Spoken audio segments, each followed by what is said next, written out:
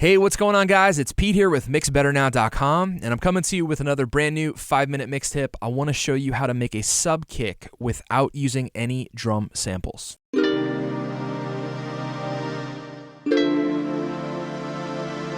All right, so I got a session pulled open in Pro Tools here. I'm going to hit play so you can hear what we got going on. There's a maniac right in front of me. Got an angel on my shoulder and must have police, but mama raised me good. Okay, so you can tell that there's a 4 on the floor kick pattern, and the kick is driving the entire song. So that, to me, it has to be an important element of this tune. Let me play the original tracks I got with this session. There's a stereo room, a mono overhead, 1 kick, and 1 snare. They sound like this.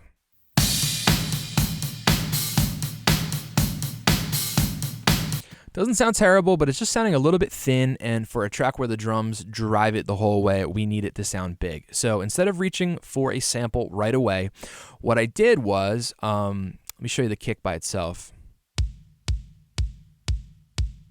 Just really not enough to kind of take this track home. So I duplicated the kick track, as you can see to this sub kick track that I made, and then what I did is I did some EQing. I did some harmonic enhancement, and we got a really cool sub sounding kick. Let me play that for you.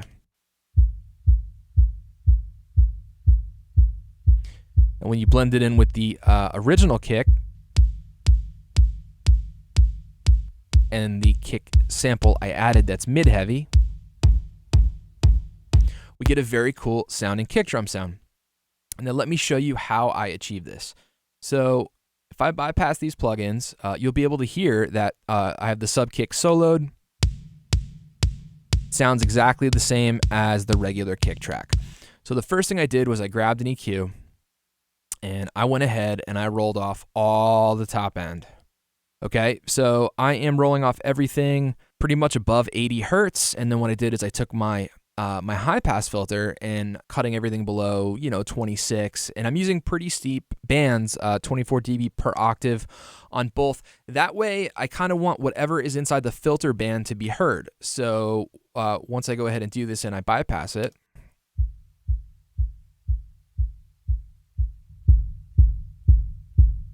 okay, we really get that sub kick sound. Check it out.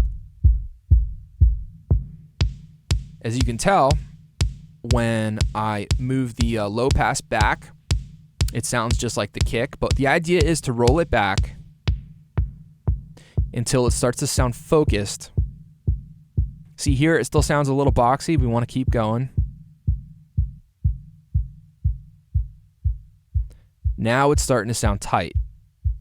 We want a tight sounding kick. So right about there, and that's the other reason that I'm high passing, is because we are tightening up this kick drum sound.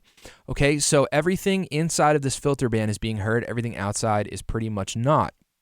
Now the next thing I did here was I grabbed a plugin called the Plugin Mix Clarisonics. These are very affordable plugins. I think if you don't even have any, you can go to the website, sign up, and they'll give you a free plugin just for, I guess, joining their email list. So what this does is it's kind of like a sub-level enhancement plugin. Okay, out it sounds like this. And here it is in. I'll just exaggerate it a bit. It's got low focus and clarity, but there's plenty of these kind of plugins out there like BX Boom. There's all kinds of different sub enhancement plugins you can use. So I chose to use this one, and then all I'm doing again is I'm just adding a little bit more filtering just to make sure that the bottom end is sounding tight. Took out a little bit of 135 here because it was a little bit boxy. And that's how I got my sub kick without using a sample. So let me go ahead and play all these for you in.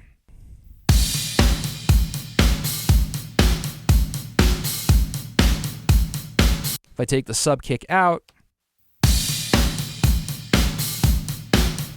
it still sounds good, but you're still kind of wanting some of that low end that you're missing from not having the sub kick in. So roll off all the top, roll off a little bit of the bottom, get that filter, nice and tight. Make sure it sounds good. Add a little bit of your sub enhancement plugin, whichever your favorite one is.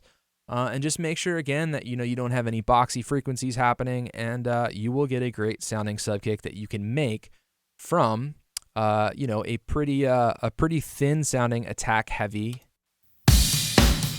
kick, going from here to here. Okay, that's it for me. As always, I appreciate you guys watching. My name is Pete with MixBetterNow.com. I hope you guys have a great weekend. I will catch you next time.